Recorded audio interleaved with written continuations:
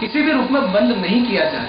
और यदि कोई ऐसी स्थिति आती है कि वहाँ पर कोई कार्य करना आवश्यक हो गया है, रिपेयरिंग फॉर एग्जाम्पल की रिपेयरिंग के लिए, या ऐसा कुछ विशेष परिस्थितियों में, तो उस संबंध में स्पष्ट रूप से लोगों को सूचित किया जाए कि वो आम रास्ता केवल इस कार्य के लिए टेम्पररी रूप से वो बंद कर रहे हैं, लेकिन वो स्थायी रूप से उस रास्ते को कभी भी कोई भी व्यक्ति उसे बंद नहीं कर सकता है। वो आम रास्ता है। और न्यायालय के आदेश के विरुद्ध यदि कोई भी व्यक्ति, कोई भी सैन्य कर्मचारी, कोई भी आम व्यक्ति या कोई भी अधिकारी उस स्थगन आदेश का पालन नहीं करता है, तो उसके विरुद्ध सिविल न्यायालय में कंटेम्प्ट की कार्रवाई की जा सकती है। और उसे, चाहे वो बड़ा अधिकारी हो या छोटा, उसे सिविल कोर्ट उस मामले में सजा तक सुना सकती है।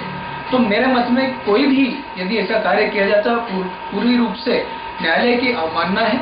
और कोई भी व्यक्ति, मतलब मैं या जो उस प्रकरण पक्षकार तो अलग हो गए, कोई आम व्यक्ति भी कंटेम्प्ट की कार्रवाई उसके संदर्भ से न्यायालय में शुरू कर सकता है। उस व्यक्ति को, दोषी व्यक्ति को निश्चित रूप से उसमें यदि सिद्ध पाया जाता है तो सजा मिलेगी, और रोड कोई भी बंद नहीं कर सकता। मैं न्यायालय में किसी तरह का पक्ष सेना ने रखा था क्या उस दौरान? सेना ने पूरी तरीके से उस प्रकरण को लड़ा था, सेना की तरफ से, यूनियन ऑफ इंडिया के द्वारा।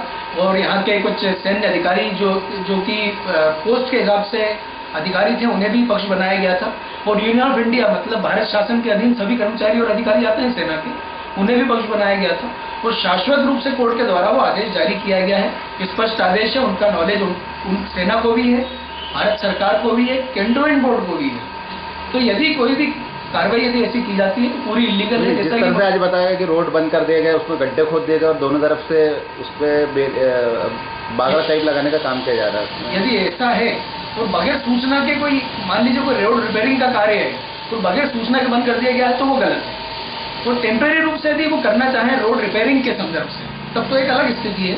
लेकिन स्थायी रूप से यदि बंद करने के लिए गड्ढे खोदे गए हैं या उसमें कोई ऑब्स्ट्रक्शन भी क्रिएट किया गया है तो वो पूरा इलीगल और न्यायालय की अवमानना की कार्रवाई उसके विरुद्ध की जा सकती है और की जाएगी निश्चित रूप से। पूर्व में भी मेरे द्वारा और मेरे वरिष्ठ अभिभाषक जयप्रकाश महर्षि जी के द्वारा उस प्रकरण को निःशुल्क रूप से लड़ा गया था और आज भी निःशुल्क सेवा इस संबंध में हम देने को तत्पर और तैयार रहेंगे। जो भी